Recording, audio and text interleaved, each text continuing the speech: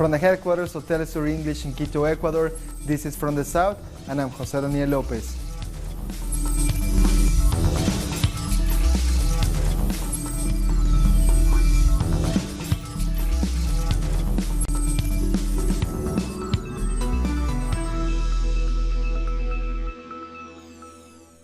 Mexico's President Andrés Manuel López Obrador has announced 4 measures to fight fuel theft. This announcement comes after an oil pipeline blast in the state of Hidalgo. The incident occurred as people rushed to collect fuel from a leak. The first basic action, surveillance, which has been increased to prevent fuel theft. Increasing the capacity of fuel transport to have margins and to be able to fight against clandestine fuel extractions, to fight against the fuel theft. Third, the welfare plan for the people. And the fourth, apply the law, which means to put an end to corruption and impunity. And authorities have announced the death toll of the pipeline blast has risen to 91. Our correspondent in Mexico, Pablo Perez, has more. According to the latest official update announced by the Hidalgo State's governor, Omar Fayad, the death toll rose to 91 people. The oil pipeline accident occurred Friday afternoon in Tlahuelilpan, when dozens of people using buckets were illegally collecting fuel. The governor said that the death will probably increase in the next couple of days, and that 9 of the 68 remains found at the site have been identified, but it may take months to identify the rest. So far, 76 people have been injured, including 7 minors and a 12-year-old child, who was transferred to Galveston, Texas, to be treated for serious burns in his body. The Attorney General, Alejandro Gertz Manero, said that the Tlahuelilpan tragedy occurs at a time when several Mexican states continue to have fuel shortages, which are reportedly related to the stealing of gas from the Pemex pipelines. The state and federal governments say they are covering medical and funeral costs. Members of the caravan of Central American migrants traveling to the United States have resorted to hitchhiking to get across Mexico. The migrants depend on the goodwill of the local people to help them on their way north. More than 1,000 Central Americans are traveling through the country as part of the latest group of caravans. Firstly, at the toll booth, they asked me frankly if I could help them, and I said yes. Secondly, they are human beings, just like any of us. They need someone's support.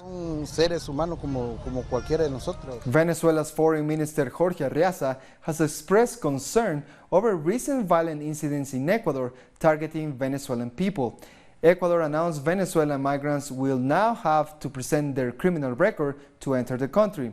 The government's new measures came after a pregnant woman was killed by her partner, a Venezuelan citizen, in the northern city of Ibarra. President Lenin Moreno is forced to recognize that nationality is not a criteria for criminalizing people. So it is especially heinous that the Ecuadorian government used that to avoid its responsibilities to stop violent crimes that they did not know how to handle, such as the femicides. Social activists and feminist groups in Ecuador are also criticizing the country's authorities. Activists and feminist groups say authorities are promoting xenophobia with the announced requirements instead of fighting gender violence. The Ecuadorian Vice President Otto Sonnenholzner announced the measures on Monday morning. The government also announced the creation of special brigades to control the legal status of Venezuelan migrants. Therefore, controls will be strengthened through a register that allows us to know with better precision the situation of those who are in the national territory and sanctions for those who take advantage of the difficult situation of migrants. And the Venezuelan embassy in Ecuador has activated a special return to the homeland plan initiative for Venezuelans living in Ecuador who wish to return home. A notice from the embassy has invited Venezuelan citizens to reach out to consular locations in major cities and report any incidents of violence that threaten their lives or well-being. Hundreds of Ecuadorians have taken to the streets in the capital Quito to call on the government to end the growing violence against women. The protest comes after a gang rape was reported in Quito, causing outrage across the country. Demonstrators also gathered on Sunday. I'm here because lately there has been more and more cases of violence against women. They don't value us. To say, it is much more difficult for me to live safely as a woman. I need to have people with me when I go out. I need to choose carefully what I wear, not to drink too much alcohol, or even staying at home sometimes. Many people still think it's our fault for being attacked or harassed. I'm against how the government blames Venezuelans for what has happened. It is stupid to persecute all of them for one person's crime. The same could have been done by an Ecuadorian. There are a lot of femicides and abuses committed by Ecuadorians, so we could blame the whole nation for what is happening. But this is, of course, not the case, and neither all Venezuelans are responsible. Our correspondent in Quito, Denise Herrera, reports. Several women's organizations and citizens are marching today against violence against women around the country after 2 cases of violence against women in Ecuador. The people here in Ecuador are demanding to the authorities to take preventive and just measures to protect the country. They also rejected the measures set by the government. President Lenin Moreno announced new measures to protect the country. He announced the creation of units to control migration legal status in the streets and at the border. Also, he announced that he will create a special permission to enter the country. Also, the Vice President of Ecuador, Otto Sonnenholzner, reaffirmed Moreno's message and also announced that they will ask to present Venezuelan people for criminal records. So under this, several organizations of citizens of Venezuelan people living here in Ecuador rejected the measure, and also they have called for the peace. Today, Ecuador is shocked with these brutal cases against women, and also they are calling for peace here in Ecuador. We thank Denise for that report.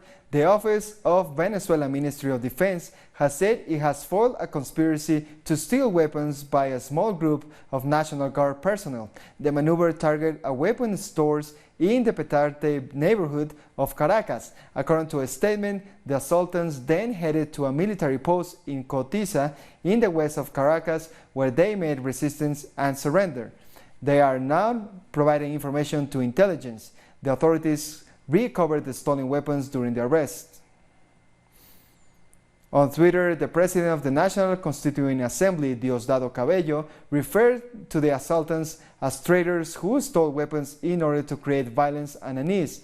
The suspects say that they were offered villas for carrying out the attack. We'll take a short break now. Join us again after this.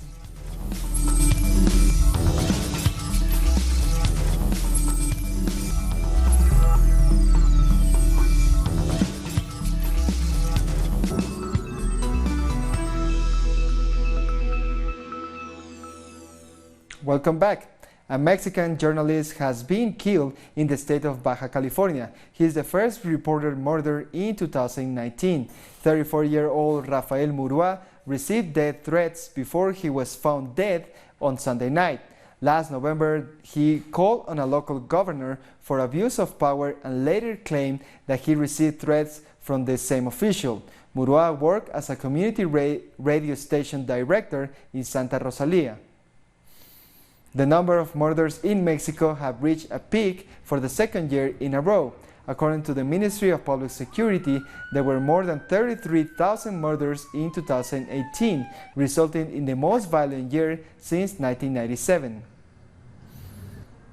Argentina's President Mauricio Macri has announced a bill aimed at recovering money and assets stolen in corruption cases. The president said the goal is to develop a mechanism for the judiciary to recover the money that was taken from Argentinians.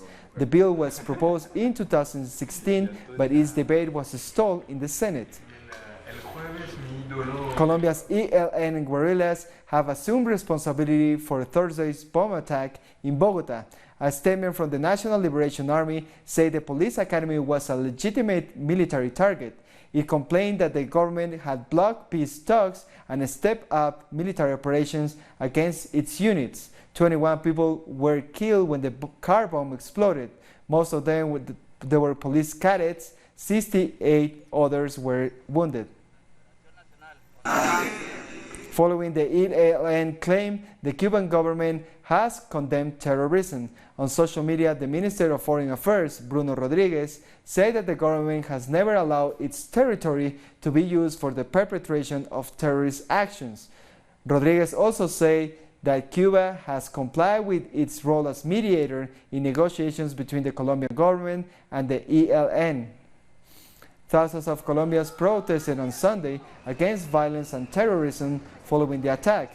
President Iván Duque joined the demonstration along with several members of the government. The protest called March for Our Heroes took place all across Colombia. Our correspondent in Colombia, José Manuel Jiménez, has the latest. A news conference is taking place right now inside of Nariño Castle, with a High Commissioner for Peace and also with a Colombian Foreign Minister. What they have said is that they are repeating their request to the Cuban government to arrest the different members of the ELN that are now in Cuba. Telesur asked the question, why after 7 long months this government never appeared to at the peace talk table? Both recognized the commitments held with the ELN that had been made with the former government. So why, today during the news conference, have they said that they ignore all that was previously signed between the previous government and the guerrilla, and also now ignore the protocol signed? To this question, there was no clear and direct answer. The national government simply insists that Cuban government collaborate with Colombian government for the ELN members return to Colombian soil and into the custody of authorities. This is a complex and difficult moment for peace consolidation. Just as it was difficult with the FARC political party before, the ELN now faces a difficult situation. On a whole, Colombian society and the international community rejects the attack but also calls on the government to proceed with calm so that the possibility remains to work towards the building of a path towards peace. But current government has decided to cancel that pathway for the time being, and conditions continue to be placed on the ELN to renounce to any belligerent action and free all hostages. Duque's government says that only if that happens, there will be a possibility to retake dialogues. But some analysts ask whom this government will be able to dialogue with in Havana, if these members are imprisoned or extradited back to Colombia, to whom we'll talk to if the guerrilla does in fact meet the conditions. That was José Manuel Jiménez from Colombia. A group of Nicaraguans are traveling to Panama to see Pope Francis at the World Youth Day. The Catholic Church in the country has said around 2,000 worshippers will travel to Panama City. Many of them have sold their personal belongings to afford the trip and see the Pope. People in Panama City are enjoying a Bible-based theme park to learn about stories related to Virgin Mary and Jesus. People can see a 3-dimensional Mary and learn about the miracles in the Bible. More than 200,000 people are expected to visit the park in the coming days. In Bolivia, a new campaign to eradicate illegal cocoa leaf plantations has begun. The goal is to meet or exceed last year's results, with more than 11,000 hectares were removed. Police and army forces started their eradication raids in the most active areas of the country, the Chapara area in Cochabamba and Yungas in La Paz. US-American policies have been criticized when it comes to the region's fight against drug trafficking. There shouldn't be any countries that pretend to be superior than us and even to have the right to give orders to other nations, like how to carry on with an eradication process, rationalization, or how to fight against drug trafficking. Fight against crime should never be influenced by politics or ideology. Never. The fight against crime is on behalf of all humanity.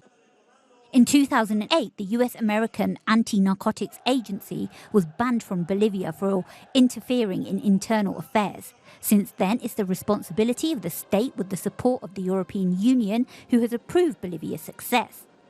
There's still bigger challenges ahead. However, I want to mention that some of last year's achievements made in Bolivia have been considered as an example for the whole region. President Evo Morales has reiterated his criticism of the US government's policy. I am still convinced that the so-called fight against drug trafficking, from the US point of view, is not focused on the eradication of drug trafficking, but for the geopolitical control of the world instead. And as we can prove it with results, facts, and statistics, we freed ourselves from their domination.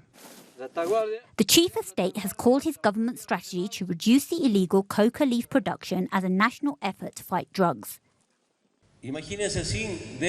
Imagine us without military bases, without any US financial aid. Now, thanks to our Bolivian police and military, we have a model of a struggle against drug trafficking, which has yielded more results than the empire's policies and the North American doctrine of war against drugs. It has been a total failure. The eradication of illegal coca plantations has also been conducted by collaborating with local farmers. Each family has the chance to grow 40 square meters of coca plants. 83% of last year's crops were legal. That means they were only meant for traditional reasons. 4 people have died and dozens have been injured in Haiti when a truck crashed near the Dominican Republic border.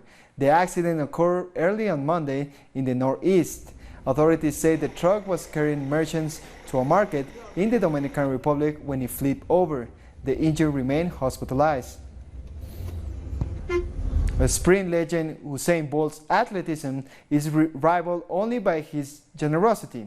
The sport icon, through his foundation, has committed $1 million towards the Special Olympics. The donation is in support of Jamaica's efforts to compete at the March 2019 Games in the United Arab Emirates. Bolt has called on other athletes and corporate Jamaica to join in the efforts. The Jazz Festival in Havana has paid tribute to an unexpected artist, the late King of Pop, Michael Jackson. Peruvian-American musician Tony Zucar is putting together a show where Jackson's songs are set to a salsa beat. The tribute called Unity featured the pop star's most famous songs, conquering the Cuban public.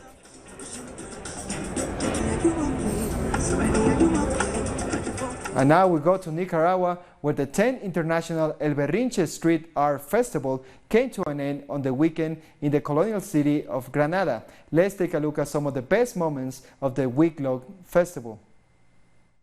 The streets of La Gran Sultana, Granada's alternative name to reflect its Moorish and Andalusian appearance, were filled with excitement. The International Street Art Festival, known as Berrinche Ambiental, took over the city for 7 days. On Saturday night, a street parade marching through the main streets wrapped up the event. This year, we could really feel that we need art in our life, and our art will always be there for people to enjoy it. But we also needed to raise awareness, to show just how much we need to take care of our environment, because the situation is sadly getting worse every year. What will be left for our children, for future generations? People were treated to a range of entertainment from concerts, poetry, acrobatics, and a lot more out of more than 100 street performers who came to this year's festival. Art is a medium for awareness. It has been proven many times that we learn through playful games. Art is a precondition for learning. We learn respect, teamwork, commitment, discipline, and how to overcome frustration. This way, the next generations will acquire a great set of skills that will always accompany them in their daily lives. These shows broaden people's horizons as they learn about cultures from all over the world. We can enjoy ourselves anywhere, on the beach, in the forest, or a lagoon. Although this year's festival has ended, learning hasn't. There are workshops and training days throughout the year at the Casa de las Botellas Cultural Center. More news in a minute. Stay with us.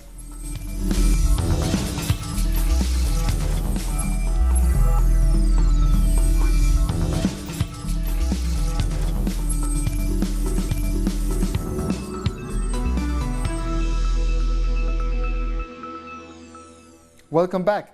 Police in the Democratic Republic of Congo have clashed with supporters of the presidential runner-up candidate Martin Fayulu. Fayulu was due to address the dozens of supporters who have gathered outside his headquarters before police officers arrived and canceled the event. The country's constitutional court on early Sunday refused Fayulu's request for a vote recount and reaffirmed the victory of Felix Tshisekedi in the December polls. President Martin Fayulu was supposed to address the base, but we found the premises besieged by the police, armed to the teeth. They broke the podium, they took the speakers, and arrested 4 activists. A Zimbabwean union leader who backed a nationwide strike over fuel price hikes was arrested Monday. A human rights group says Japet Moyo, Secretary General of Zimbabwe's Congress of Trade Unions, was taken into custody at Robert Mugabe International Airport in Harare. He is the latest high-profile activist to be arrested. Leading activist Ivan Mamangweri is also behind bars after being charged last week with subverting the government. Someone aiming 500,000. Chad has restored diplomatic relations with Israel after a decade-long break. Israeli Prime Minister Benjamin Netanyahu visited Chad on Sunday, describing it as a historic trip. Netanyahu said it was the start of a push to restore his country's standing in the Islamic world. Ties between Israel and Chad broke in 1972 at the height of the Arab-Israeli tensions. The Muslim minority in the Philippines has headed to the polls to ratify the peace agreement to give them more control over the southern region. Residents of the region known as Bangsamoro are aimed at putting an end to the conflict between separatists and the state. With a turnout of 80%, the vote counting is due to start on Tuesday. Results will be announced in 4 days. Violence in the region has claimed some of 150,000 lives since the 1970s. I felt so happy, very happy. I can now see peace is coming to Bangsamoro. A car bomb has hit a joint convoy of the United States and allied Kurdish forces in northeastern Syria. The attack killed 5 members of Kurdish forces. The incident came just days after another suicide attack killed 4 U.S. military men. Both attacks were claimed by the Islamic State group. 10 crew members have been killed after a fire broke out in 2 ships in the Kerch Strait in Russia. Russia's Federal Agency for Maritime and River Transport say 40 people have been rescued so far. Preliminary information indicates that the fire started during a transfer of liquefied natural gas between the 2 ships. The 2 vessels, which were both sailing under a Tanzanian flag, reportedly had a crew of 31 at the time of the accident. Adults and children with disabilities hit the waves yesterday in South Africa. Muizenberg Beach in Cape Town is a world-renowned hotspot for surfers. Trained from a surf school took a break from their usual activities to help people with disabilities get surfing. Describing the experience, one of the surfers said, "To be in the water and to feel the movement again is really special."